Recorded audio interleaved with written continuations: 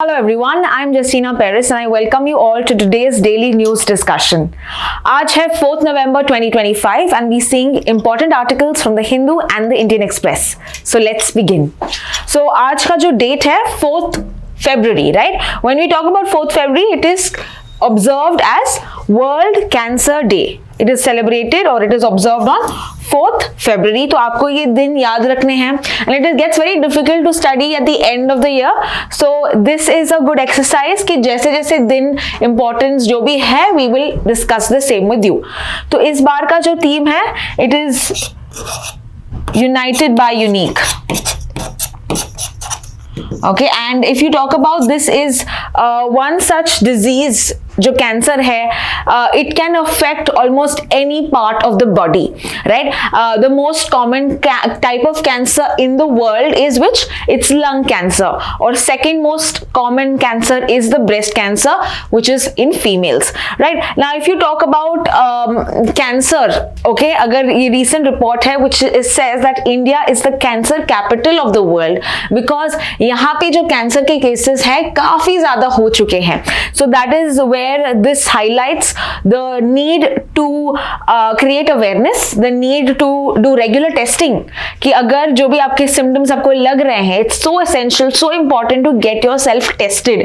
And यही आप information आपके family members and close relatives को भी देना चाहिए. और ये जो awareness है, we should take this date, we should take this and really put this in our lives with regard to creating awareness, observing it, educating people about the problems associated with this, right? और ये जो lifestyle changes हमको adopt करने चाहिए ताकि ऐसी बीमारी जो है किसी को भी ना हो. So this is all with regard to World Cancer Day. Let's proceed to the next article. जो article है आज का, this is with regard to a Rajasthan's bill with regard to anti-conversion. तो इसका मतलब क्या है? What do you mean by this term anti-conversion? So anti-conversion is basically forcing somebody to change their religion by fraudulent means or by alluring them. यानी कि आप किसी को फोर्स कर रहे हो अपना रिलीजन चेंज करने के लिए, और ये फोर्स ऐसे हो सकता है कि आप उसको बोलोगे कि मैं आपको पैसे दूंगा, या you will say that in on the context of marriage, okay, on the pretext of a very good lifestyle, education, job, ये सब कह के जब आप किसी को फोर्स करते हैं that is called as conversion, right? तो anti conversion is basically focusing against it. तो बहुत सारे गवर्नमेंट्स ने ये लॉ लेके आए हैं. So Rajasthan is not the first state in India to bring about this law. Which is the first state in India then? It is Odisha. Odisha ने पहली बार ऐसे कुछ लॉ लाया है एंड अभी तक we have 11 states that have passed this law. Rajasthan, if it passes this law, will be the 12th state to do so. तो ऐसे कौन से स्टेट्स हैं यहाँ पे दिया गया है, जैसे कि ओडिशा, अरुणाचल प्रदेश, गुजरात, छत्तीसगढ़, कर्नाटका, झारखंड, हरियाणा, उत्तराखंड, हिमाचल प्रदेश, यूपी एंड मध्य प्रदेश. इतने सारे स्टेट्स ने ऐसे लॉज पास किए हैं.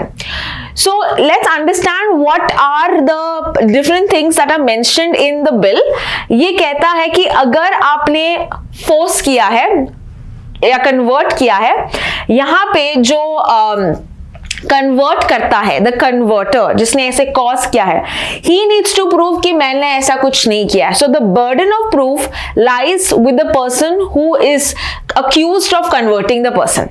क्लियर? इसके अलावा अगर उसने ऐसा किया है, okay, then what is the you can say punishment associated with this? अगर आपने इस बिल ऐसे वायलेट किया है, then the punishment is about 1 to 5 years in jail and 15,000 rupees. अगर आपने माइनर विमेन या SC/ST कम्युनिटी के लोगों को कन्वर्ट किया है, then the punishment is a little more, 2 to 10 years in jail हो सकता है and 25,000 is the fine that can be imposed on you. And अगर आपने mass conversions किया है, then of course the punishment is even more, which is 3 to 10 years or even 50,000 fine. तो ये ऐसे बिल इसके बारे में बताता है. Now imagine किसी ने फोर्स नहीं किया है, but a person A wants to convert the religion to B. Okay, यानी कि आपको अगर कन्वर्ट करना है then you have to ensure कि 2 महीने पहले या 60 डेज इन एडवांस आपको आपका जो फॉर्म एक भरना है, प्रिस्क्राइब डिक्लेरेशन फॉर्म भरना है और इसको सबमिट करना होगा टू द डिस्ट्रिक्ट मजिस्ट्रेट। तो ये भी क्लॉज किया है कि अगर आपको कन्वर्ट करना है lawfully you can do so, but you have to give it in advance कि आपको कन्वर्ट करना है। So all of this is basically given by the Rajasthan government. Bill अभी टेबल किया है, we are going to see with regard to what happens if it passes और not.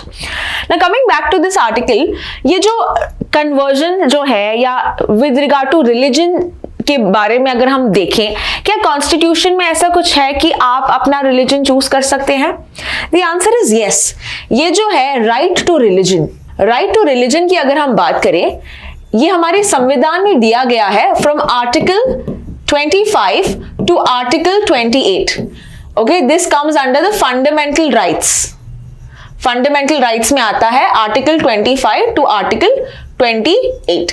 तो इस आर्टिकल्स में आपको बताया गया है कि आप आपका रिलीजन चूज कर सकते हैं। You have the right to profess your religion, to choose your religion, to follow your religion, but ये कहता है that you do not have the right to convert others, to force others to to convert into your religion।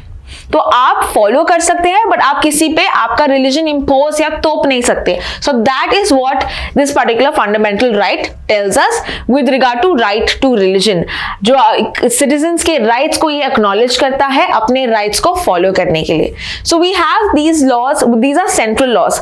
Remember we don't have any central law banning any anti conversion. ऐसा कुछ एक central union government ने law नहीं बनाया है, right? So all these laws, that is why is done by the states, Odisha being the first one, और अभी जो है recent अगर पूछेंगे याद रख लेना Rajasthan is the one to do so. So let's see the next article. जो अगला आर्टिकल है, I have also taken this opportunity to kind of give you a little understanding to how to read editorials. जैसे आप अभी नए हैं, editorials अभी start करेंगे पढ़ना, so you always have this whole big question mark कि मैं एडिटोरियल्स कैसे पढूं, या ऐसे लगता है ना कि बहुत सारे वर्ड्स हैं समझ में नहीं आता क्या लिखा है। So if you are a first time reader this is very normal, ठीक है? आप ऐसा पहले व्यक्ति नहीं हो जिसके पास ये एक्सपीरियंस ऐसा हो रहा है।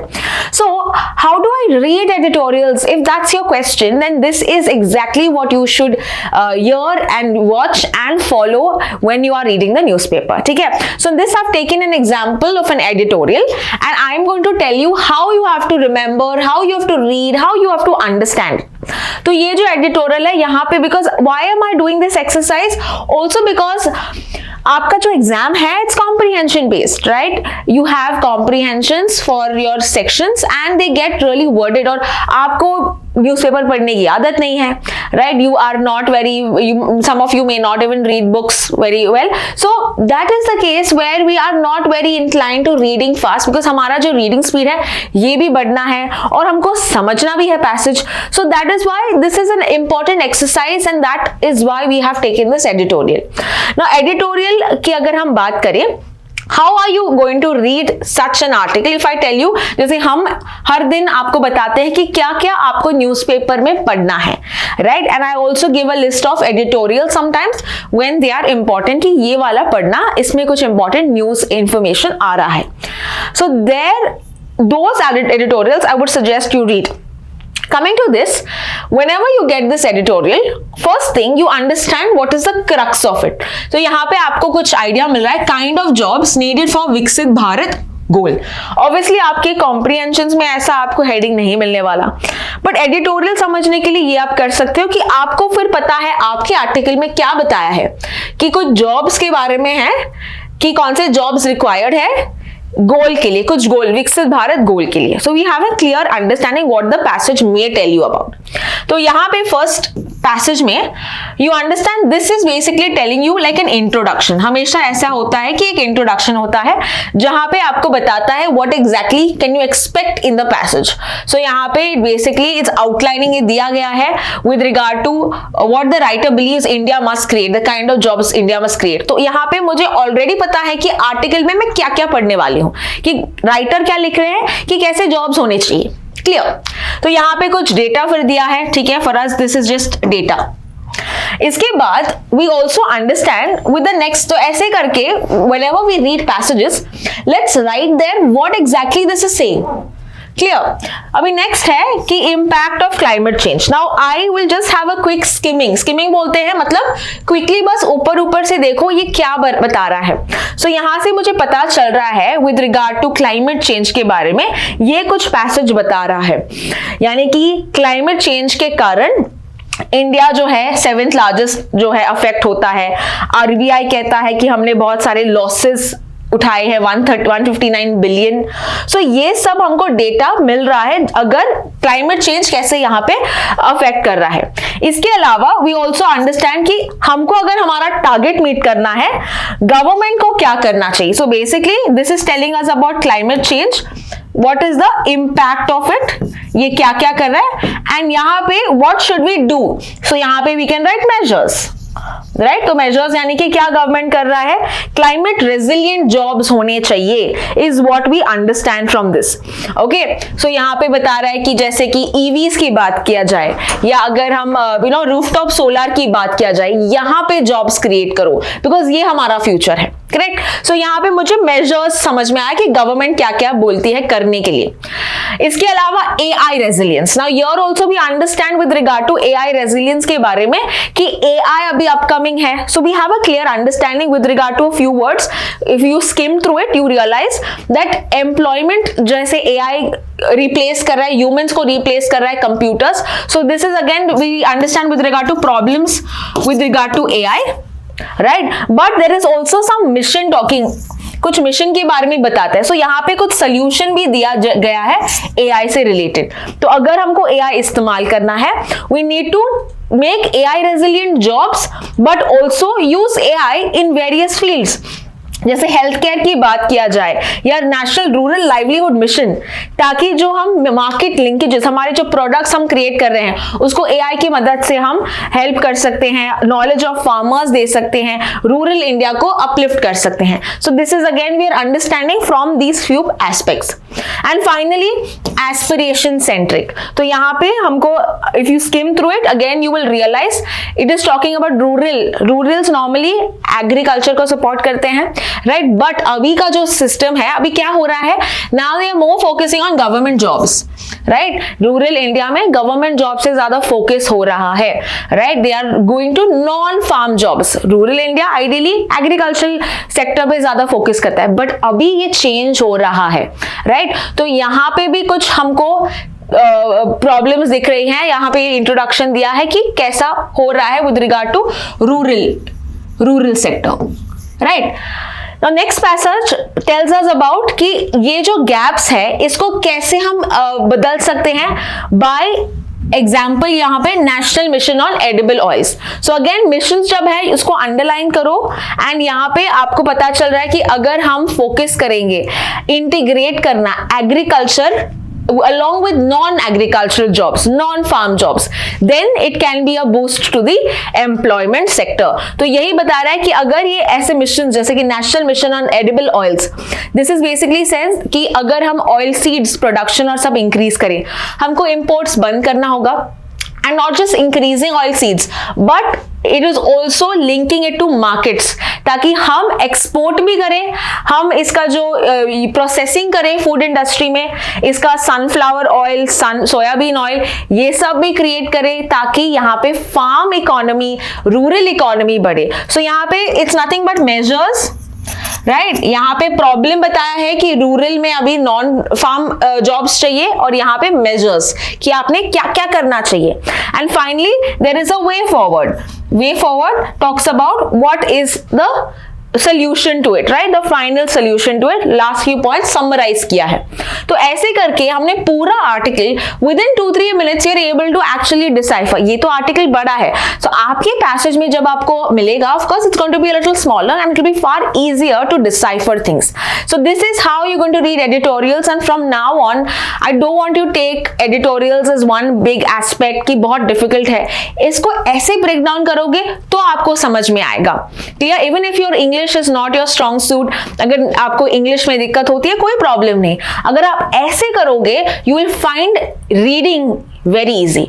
तो आपके लिए एक मैंने और एक पैसेज सुना है, this is going to be your homework to discuss and to understand if you are able to decipher and put this. So again I just give you a hint, आपको कैसा करना है। अभी ये जो शिपिंग इंडस्ट्री के बारे में है, राइट, तो यहाँ पे आपको again when you see programmes missions, कभी भी उसको अंडरलाइन करना। तो यहाँ पे आपको पहले मिल रहा है सागरमाला, तो ये फ्लैगशिप प्रोग्राम करके सागरमाला। तो यहाँ पे कुछ आइडिया है कि सागरमाला क्या है। It's basically a programme to increase maritime infrastructure, ports को इंक्रीज करने में in the coastal cities we have this Sagarmala programme. तो यहाँ पे आपको सागरमाला के बारे में पता चल रहा है, बट हेडिंग में पता चला है कि ये शिपिंग इंडस्ट्री के बारे में है। So it's related to ports, it's related to your shipping industry.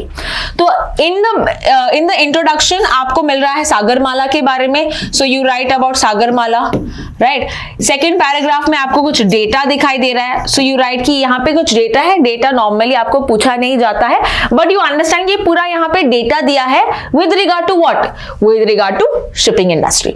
इसके बाद you see the industry continues to face stagnation. कौन सा इंडस्ट्री? Shipping industry. यहाँ पे स्टैग्नेट है, ओके, यहाँ पे कुछ यहाँ पे इंक्रीज नहीं हो रहा है। तो यहाँ पे भी आपको कुछ डेटा दे रहा है with regard to stagnation data. Now next passage you will see multiple challenges, यानी कि शिपिंग इंडस्ट्री में स्टैग्नेशन क्यों है ना, रिलेट कर पा रहे हो, स्टैग्नेशन क्यों है, ये सब बता रहा है कि रीजंस फॉर स्टैग्नेशन। तो यहाँ पे रीजन यहाँ पे आपको मिलेगा इस पैसेज में, जैसे कि फाइनेंशियल बर्डन है, इंफ्रास्ट्रक्चर नहीं है, बोरोइंग कॉस्ट है, लोन्स टेन्योर कम है, ये सब आपको यहाँ पे मिलेगा। एंड फाइनली आपको मेजर्स की भी आवश्यकता है, तो इसको ओवरकम करने के लिए जो मेजर्स है ये यहाँ पे बताया कि गवर्नमेंट ने अनाउंस किया है 25,000 मैरीटाइम डेवलपमेंट फंड, राइट। यहाँ पे बेसिक कस्टम एग्जेम्पशन है, 5% जीएसटी ऑन शिप कैपिटल है। तो all of this is basically telling you what the government has done to tackle this. अभी ये कितना इजी लग रहा है कि हमने इंट्रोडक्शन देखा, डेटा देखा, रीजंस क्या है, मेजर्स क्या है, and then comes the way forward. So this is how you going to start reading your editorials, not one after the other, break it down into small aspects. जैसे आप कोई भी task करते हो, बड़ा सा टास्क डिफिकल्ट लगता है, बट उस टास्क को छोटे छोटे स्टेप्स में करो, you find that task very easy. So this is how you are going to learn to read your editorials, right. So this is with regard to editorials. I give you this as an exercise. Now we proceed to the other editorials और other articles of the day. दूसरा article है यहाँ पे ethanol के बारे में। Okay, now you know ethanol is basically an alcohol that is also having its use in petrol. Okay, so यहाँ पे आपको एक प्रोग्राम है E20 program. So ethanol blending program जो स्टार्ट हुआ था 2003 में, एंड कौन सी ministry of petroleum and natural gas, PNG, ministry of petroleum and natural gas. Okay, Nitin Gadkari इनके हेड है, मिनिस्टर है। तो ये 2003 वाला जो प्रोग्राम है, it's basically trying to add ethanol, ये जो अल्कोहल है इस इथेनॉल को ऐड करके, ब्लेंड करके पेट्रोल में ऐड किया, जिसके कारण पेट्रोल की मात्रा कम करेंगे और इथेनॉल थोड़ा ज्यादा लेके 20% लेके वी विल इंश्योर पेट्रोल का यूसेज कम। क्लियर? इथेनॉल ब्लेंडिंग में क्या होता है, 20% आप इथेनॉल लेते हो और बाकी के 80% you are taking petrol, which means you are reducing the quantity of petrol. So now you tell me how is this beneficial, ये क्यों इतना बेनिफिशियल होगा ये प्रोग्राम। एक तो इंपॉर्टेंट है कि आप पेट्रोल कम कर रहे हो, राइट, पेट्रोल कम कर रहे हो, दैट मीन्स आपको इंपोर्ट सभी कम करने पड़ेंगे, इतनी पेट्रोल की आवश्यकता ही नहीं है। So import of the crude oil that is coming from various countries can be reduce because now you are blending it. इसके अलावा अगर हम कम यूज कर रहे हैं पेट्रोल को, also will it be important for the environment, ये environment को भी हेल्प करेगा बिकॉज अभी आप ज्यादा पेट्रोल नहीं, थोड़ा कम ही यूज कर रहे हो, लेकिन इथेनॉल इस्तेमाल कर रहे हो, है ना। तो एनवायरमेंट के लिए थोड़ा ये हेल्प करेगा, सपोर्ट करेगा। इसके अलावा ये जो इथेनॉल है ये कैसे प्रोड्यूस करते हैं हम? इथेनॉल का जो प्रोडक्शन होता है ये जो लेफ्ट ओवर कहते हैं या जो फॉर एग्जांपल यहाँ पे मेज या राइस, ब्रोकन राइस, जो अननेसेसरी वेस्ट सब्सटेंसेस होता है फार्म से, इसका भी इस्तेमाल किया जाता है mainly to produce ethanol. That means आप फार्म सेक्टर को यहां पे दूसरा मौका दोगे to create income, so it supports farm income. Clear? Because आप इस इथेनॉल के लिए क्या इस्तेमाल करते हो? चीजें जैसे कि sugar cane, molasses, right? You also have with regard to consider this as maize, है ना? तो ये सब चीजें इस्तेमाल करते हो so that you are basically creating ethanol. So यहाँ पे आर्टिकल बताता है ये जो ब्लेंडिंग का सिस्टम है, E20 ब्लेंडिंग हमारा जो प्रोग्राम है, इसमें टारगेट था कि we should achieve 20% ethanol blending by 25-26। Okay, by 25-26 यानी कि 26 ईयर तक टारगेट था, but according to the article we will achieve this target in the next 2 months। तो 1 साल पहले ही we are going to be achieving this target which is a remarkable thing. So ये हमारे यूनियन मिनिस्टर नितिन गडकरी कह रहे हैं, and this of course will lead to production of nearly 1100 crore liters of fuel ethanol in a year. So ये अच्छी बातें यहाँ पे की गई है। Now where will this come from? ये जो इथेनॉल है ये कहां से आएगा? जैसे मैंने कहा शुगर से आएगा, हाई ग्रेड मोलासेस आएगा, राइस, ब्रोकन राइस, मेज, यहां से आप ब्रोकन राइस मेनली या मेज है जो भी प्रोडक्ट्स है, यहां से आप इथेनॉल प्रोडक्शन करते हो। एंड यहाँ पे there is also focus specifically on मेज। ठीक है, सो मेज का यहाँ पे है कि जो मेज है वो कहाँ पे इस्तेमाल होता है? Mainly in the poultry sector, right? जो एनिमल्स यूज करते हैं, मेज करते हैं, and a small proportion of that is also consumed by us, by humans. तो 10% ह्यूमंस भी कंज्यूम करते हैं। जो बाकी का है they can be used to create what? Ethanol, right? बाकी का can be use to create ethanol. और हमारे जो इंपोर्ट्स भी है they started, we can reduce that and we can have indigenous production of the same. So ये जो है because of this it is said it is going to create a lot of, it going to save a lot of money. जैसे कि यहाँ पे बताया है कि जो 100 crore litre of fuel create करेगा that is going to save about 6000 crore of rupees. तो इतना पैसे ये सेव करेंगे, again giving boost to specifically यहाँ पे फोकस किया गया है मेज पे, बिकॉज यहाँ पे जो हमारा कंजम्पशन कम है and we can boost this to create more ethanol. Maize producing states कौन से हैं ये भी वहां पे मेंशन किया है। The most highest production state of मेज इज बेसिकली कर्नाटका। तो यहाँ पे सबसे ज्यादा कर्नाटका यहाँ पे प्रोड्यूस करता है। तो ये पूरा आर्टिकल हमने देखा with regard to ethanol blending programme and जो हमारा टारगेट है with regard to this. Let's proceed to the next article. अगला आर्टिकल है extra long staple cotton. Extra long staple cotton. So we'll quickly understand what is this article all about. Okay. So here we have cotton तो सुना है. What is ELS? Extra long staple का मतलब क्या है? So normally cotton का जो fibre होता है दैट इज मेजर्ड। तो अगर ये 30 mm से लंबा होता है, the cotton fibre is more than 30 mm, it's longer than 30 mm, then it is called as ELS। ठीक है। Now one thing very very important to understand, India जो है it is one of the largest producers of cotton. तो production में हम first है, okay? We are second in consumption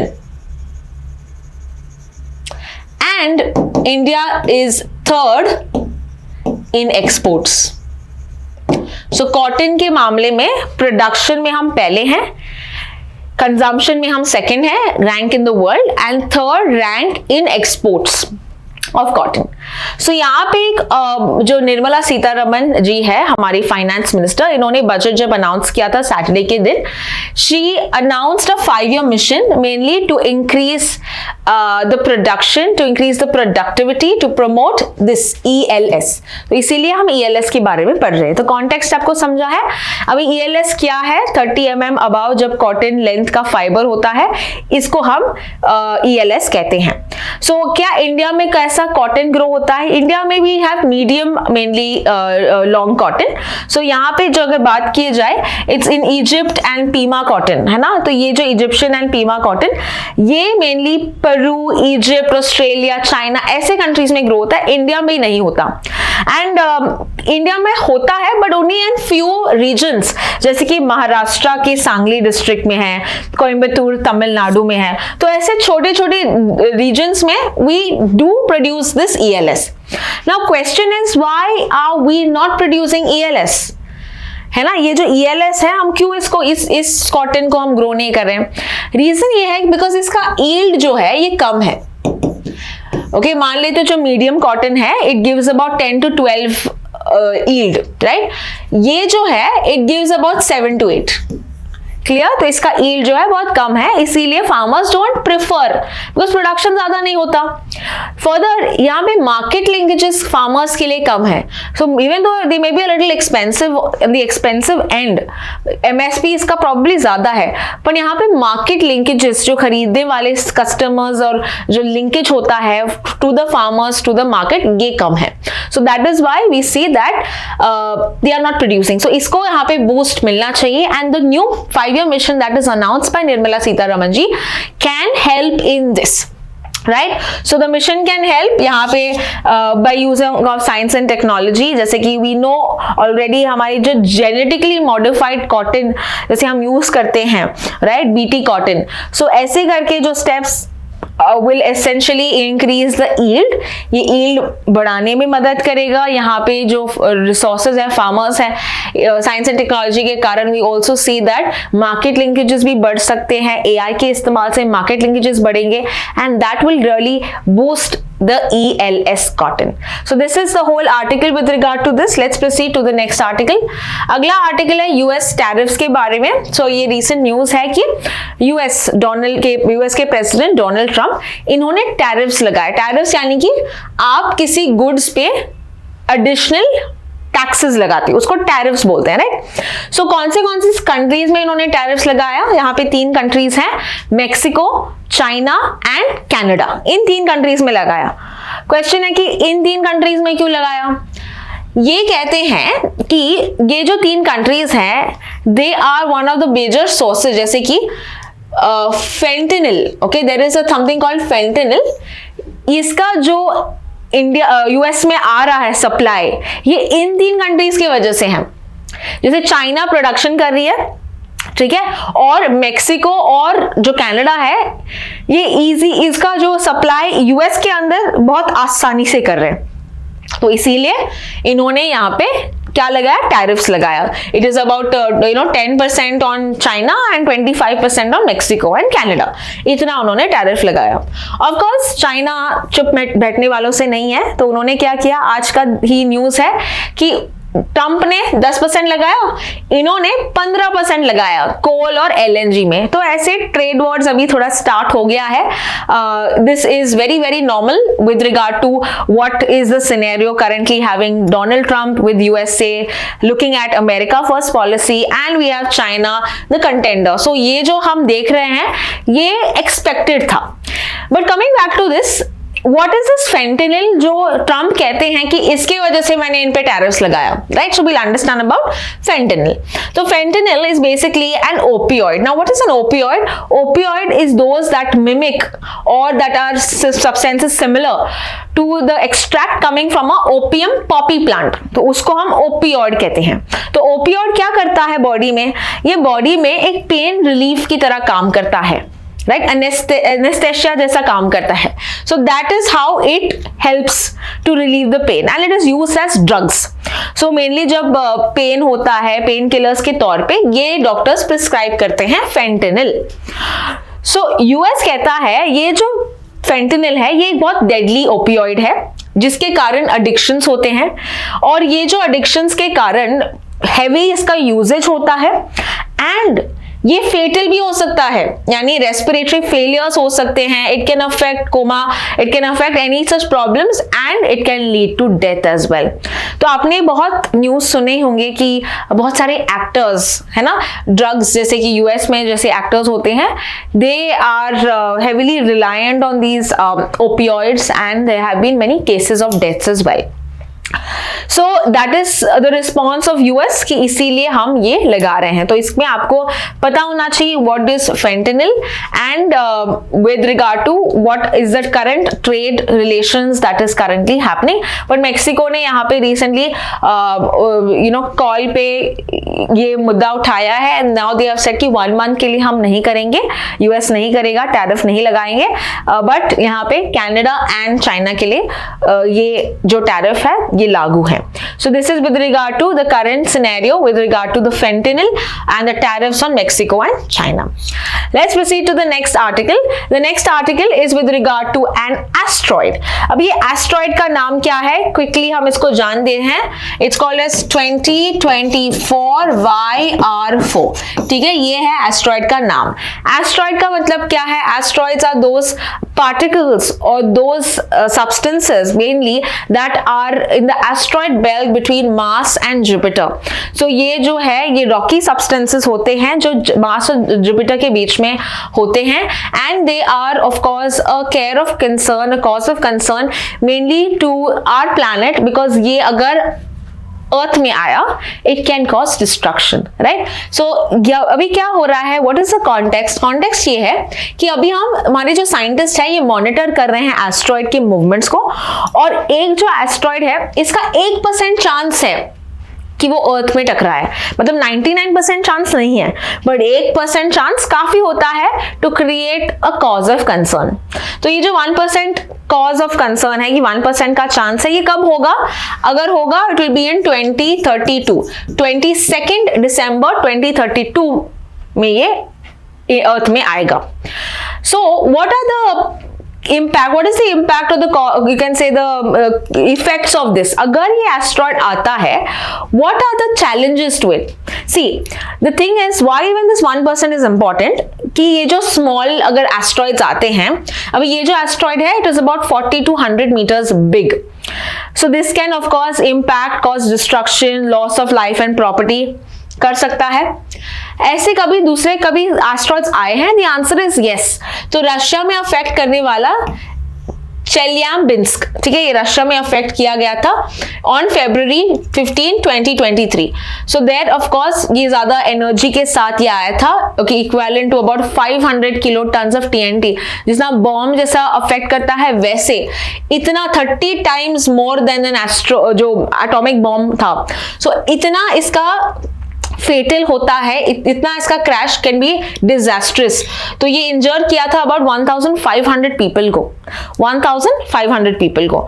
and if you see asteroid however was only half the size of this particular, जो इसके आधे के size का ये एस्ट्रॉइड था।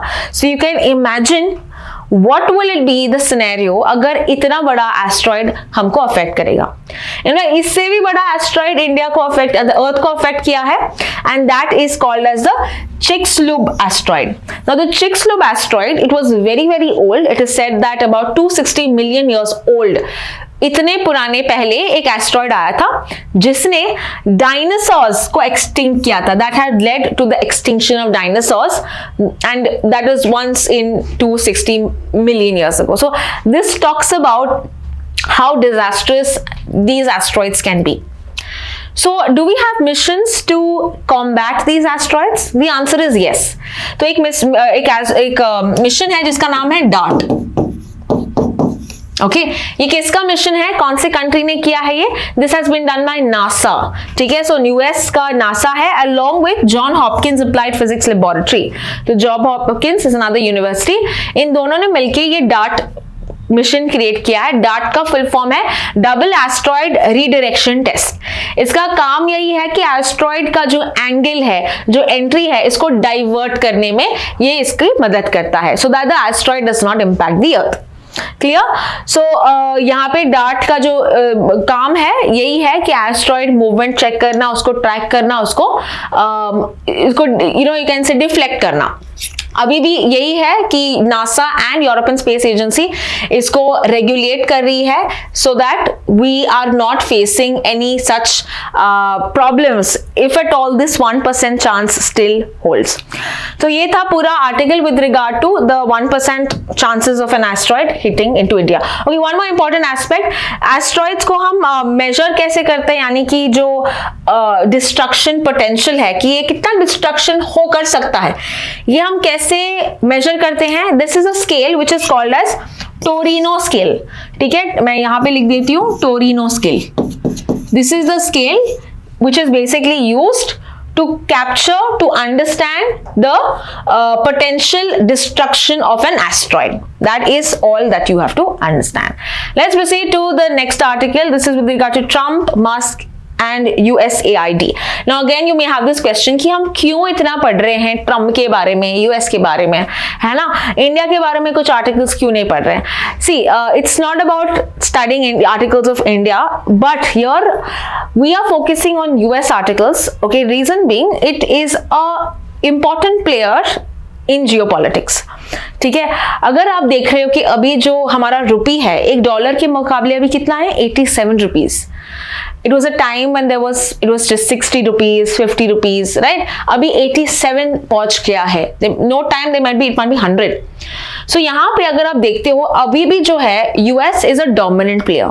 जो भी US के policies है, they affect the whole of the earth. They affect almost all countries.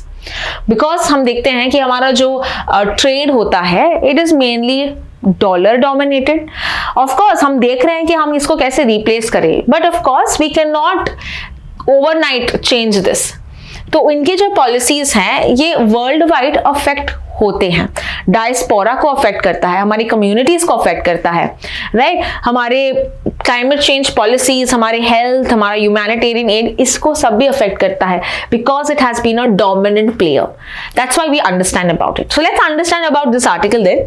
ये जो USAID है इसका फुल फॉर्म क्या है? USAID is United States Agency of International Development, USAID। तो USAID की अगर हम बात करें, इसको शॉर्ट फॉर्म में USAID कहते हैं। तो 1961 में ये बना था। It was created mainly to oversea international aid देना किसी कंट्रीज को। तो ये जो इंपॉर्टेंट बॉडी काम करता है, बहुत सारे यहाँ पे एम्प्लॉइज है, 10,000 जितने एम्प्लॉइज यहाँ काम करते हैं। अभी ट्रम्प क्या कह रहा है? ट्रम्प कह रहा है कि यहाँ पे it is looking at stopping the work of USAID, right? It has become it's come in the context कि अभी USAID का जो रोल है इसको ट्रम्प रोक सकता है, is what they are forcing. तो इसमें चैलेंजेस क्या है? USAID जो है या USAID जो है ये बहुत अच्छा काम करता है with regard to humanitarian add.